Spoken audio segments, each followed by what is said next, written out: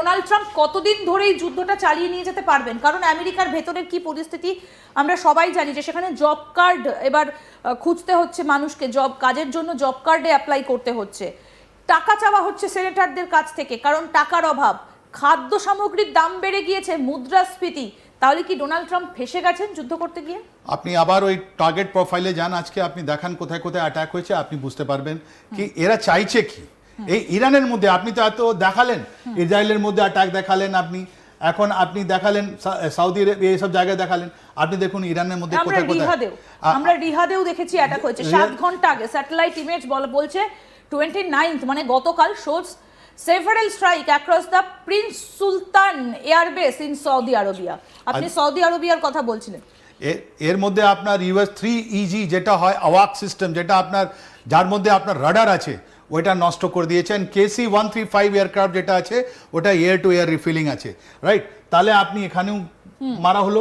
এখন দেখুন এই যে এইখানে একটু দেখাতে বলি আমি, যদি এখানে কি হয়েছে, এই যে ইমেজ আপনাদের US-3G যেটা আপনার বলছি আপনার অওয়াক সিস্টেম আছে, আর এইটা যেটা আছে KC-135 যেটা এয়ারক্রাফটগুলো যেটা আছে ওটা আপনার air two air refilling strategic জিনিস, অনেক কম এতে ছিল।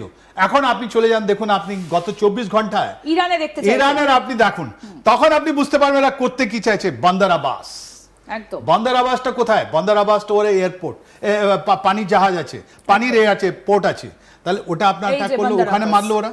কেন মারলো ওরা? এই যে হরমুজের কাছে, আমি দূরত্বটা একটু দেখিয়ে দিই যদি সম্ভব হয় দেখানোর জন্য। এই যে হরমুজ মানে স্ট্রেট অফ হরমুজ, আর এই হচ্ছে বন্দর আব্বাস। 9 ঘন্টা আগে ঘটেছে। Correct. Loud explosion coming from Iran Tuesday morning local time, মানে আজকেই 9 ঘন্টা আগে এটা ঘটেছে এই জায়গাটাতে, বন্দর আব্বাস। বন্দর আব্বাস আপনার ওখানে নেভাল একটা হেডকোয়ার্টার আছে, যেখানে ওদের টর্পিডো আছে, যেখানে ওদের মিসাইল আছে। বারবার এটা অ্যাটাক করা হয়েছে, বারবার অ্যাটাক করা হয়েছে, যে এখান থেকে যদি কোনো ইন্টারফারেন্স থাকে, যদি এটা আমরা সরাতে পারি, এরা যদি ক্যাপচার করতে পারে, এটা অসম্ভব। বন্দর আব্বাস ক্যাপচার করা এত সহজ নয়। তাহলে যদি এখান থেকে কিছু না হয়, তাহলে এই হরমুজটা তখন পর্যন্ত আপনার বন্ধ থাকবে, এর মধ্যে কোনো নেই। পয়সাগুলো এখানে কালেক্ট হচ্ছে। আর কোথায় অ্যাটাক হয়েছে? উপরে আছে কিসটা আমরা দেখিয়েছিলাম, আপনি পুরো আসুন তেহরানের দিকে, আপনি দেখুন এরা একটা নতুন জিনিস এরা করেছে, ইসরায়েল এন্ড আমেরিকা মিলেমিশে আপনার তেহরান দিকে অনেক, এই দেখুন ইস্পাহানতে মেরেছে। ইস্পাহান ইজ ইয়োর, ওখানে হেভি ওয়াটার আপনার যেটা আছে, হেভি ওয়াটার নিউক্লিয়ার প্লান্ট যেটা আছে ওখানে আপনার, ওখানে দেখুন ইস্পাহান ইউনিভার্সিটি পালস স্মোকফ্রম টার্গেটেড সাইট। আর এই দেখুন ওম প্রভিন্স আপনি দেখুন, এই দেখুন ওম প্রভিন্স কি হয়েছে।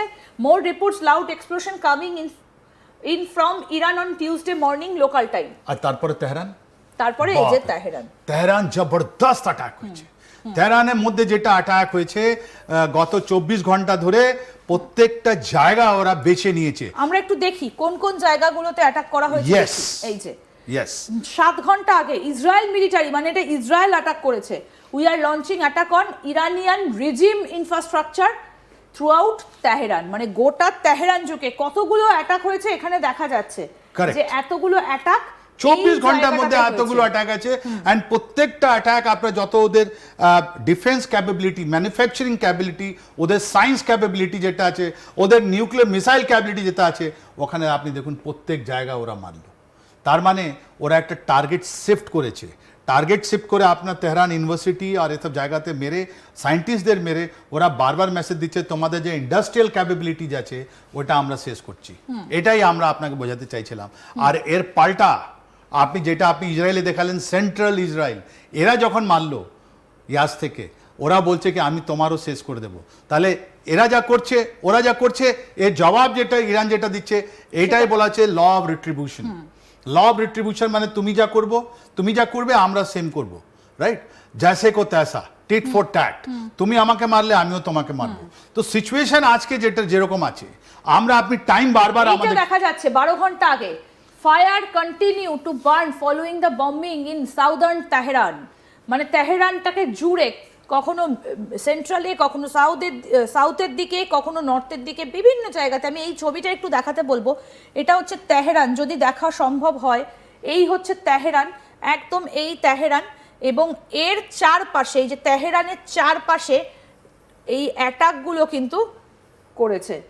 এই হচ্ছে এবং তার সঙ্গে যেটা দেখা যাচ্ছে ছবিটা, যে একেবারে বলা যেতে পারে যে এই যে ফায়ার, সেই ফায়ার দেখা গেছে and air strike hit petrochemical, এবং যার ফলে কিন্তু এই আগুন বেরোতে দেখা গেছে। স্যার আপনি বলছিলেন যে সেন্ট্রাল ইসরায়েলের দিকে আপনি যাবার জন্য বলছিলেন, এখান থেকে যা ওরা মারছে সেম জিনিস ওরা গিয়ে ইসরায়েলে মারছে, এই যে সেম জিনিস আপনার মাঝখানে গিয়ে ওরা দেখুন এই যে সেন্ট্রাল যতগুলো ইলেকট্রিসিটি জিনিস আছে ওটা মারছে। এটা আপনি যদি লিঙ্ক করেন তাহলে আমরা বুঝতে পারবো আজকে কোথায় আছে। এই যে আপনি টাইম লাইন বলছেন, এই টাইম লাইনটা কিন্তু এক সপ্তাহের মধ্যে নেই। আপনার তো আগেই আমরা আলোচনা কতদিন করছিলাম পর্যন্ত আপনি বলেছেন যে জুন। এই মার্চে হবে না, এপ্রিল মাসটা এপ্রিল থেকে শুরু করে জুনের মধ্যে কিছু যদি হতে পারে তাহলে হবে, নালে এটা হবে না। আর এটা কার লাভ? রাশিয়া তো লাভ আছেই আছে। রাশিয়া তো অনেকগুলো পয়সা রোজগার করছে আপনার এ নিয়ে তেল বিক্রি করে। তাহলে দ্বিতীয় লোক কার লাভ আছে? দ্বিতীয় লাভ আছে আমেরিকা। আজকে আমাদের সিএনজি যেটা আছে, আমাদের এলপিজি যেটা আছে, এটা সব আপনার কোথা থেকে আসছে? আমেরিকা থেকে আসছে। তাহলে আমেরিকার একটা লাভ হলো, আর দ্বিতীয় লাভ হলো আপনার রাশিয়া আর চায়না, দুদিকেই আছে। আপনি এক একটা টমাহক মিসাইল যেটা আপনি ফায়ার করছেন, ওর মধ্যে যে রেয়ার আর্থ এলিমেন্ট যেটা আছে ওটা কে বিক্রি করছে? ও বিক্রি করছে আপনার চায়না। তাহলে চায়না আমেরিকাকে বিক্রি করছে টমাহক বানানোর জন্য, ওদের আপনার যতগুলো স্টেলথে বানানোর জন্য, বিকজ ওটা আপনার গাইরোস্কোপে, ওরা গাইডিয়ান সিস্টেম, ওদের ওয়ারহেড সব জায়গা আপনার দরকার আছে। চায়না বিক্রি করছে, বলছে এটা কন্ট্রোল আইটেম, আমি বিক্রি করবো রেয়ার আর্থ, তোমাকে কিনতে হলে নাও, নাহলে নেবে না। তাহলে আজকের দিনে এই যে এপ্রিল থেকে জুন পর্যন্ত এটা চলবে, নাম্বার ওয়ান। এর মধ্যে যা কিছু হতে পারে। আর এটা মনে হয় আমার একদিকে যেটা এটা নেগোসিয়েশন করে বলছেন, কিন্তু আপনি এত সুন্দরভাবে বলছেন কি গ্রাউন্ড অফেন্সিভ কবে হবে। গ্রাউন্ড অফেন্সিভের জন্য ওরা যতগুলো ওদের কমান্ডোগুলো আছে ওরা তো অলরেডি নামিয়ে দিয়েছে। কুয়েতে আপনি দেখলেন, ওরা আপনি সৌদি আরবিয়াতে আপনি দেখলেন, রাইট? এই দুটো জায়গায় ইউএইতে আপনি দেখলেন। এখানে না বিভিন্ন সময় নানা রকম প্রশ্ন উঠে আসে। আমরা যদি খুব ক্লোজ করি তাহলে হয়তো আমরা একটু ইরানের ভূমিরূপটা দেখতে পাবো। এই যে আমরা ইরানের ভূমিরূপগুলো যখন দেখি তখন এখান দিয়ে খুব স্পষ্ট দেখা যায় যে একেবারে পাথুরে, রুক্ষ সূক্ষ্ম। মানে আমি এটাই আপনার কাছে জানতে চাইবো যে ইরানে কি এখানে সোলজার নামিয়ে লড়াই করা সম্ভব হবে? আমেরিকার সেনার কি সেই অভিজ্ঞতা আছে পাহাড়ে এবড়ো খেবড়ো জায়গায় লড়াই করা? দেখুন আমাদের যা অভিজ্ঞতা আছে ওর মধ্যে একটা লাইনে আমরা বলি, মাউন্টেন ইটস ট্রুপস। তার মানে আপনি যদি পাহাড়ে লড়াই করতে যান 1:10, আমাদের কারগিলে হয়েছিল তো 1:10, একটা সোলজারের আগেনস্টে আপনি যদি হামলা চালাতে যান আপনাকে 10 জন লোক আনতে হবে। আর হাইটস এখানে সব 3000 4000 মিটারের উপরে আছে, এখানে হাইটসও আছে, এটা এরিড এরিয়া আছে। আপনি যখন এটা ঢুকবেন একদম এখানে তো বোঝাই যাচ্ছে যে এই জায়গাটা পাহাড়। আর এটা টানেলিংয়ে আমেরিকা বারবার টানেল ওয়ারফেয়ারতে হামলাতে অ্যাকচুয়ালি ওরা ফেলিয়ার। ভিয়েতনামে মনে আছে, ভিয়েতনামের মানুষগুলো ছোট্ট দেশ, ছোট্ট জিনিস ভিয়েতনাম, কিন্তু যতগুলো সোলজার ছিল সব মাটি তলায় ছিল। এরা ওটা আমেরিকা কি জিততে পারলো? জিততে পারেনি।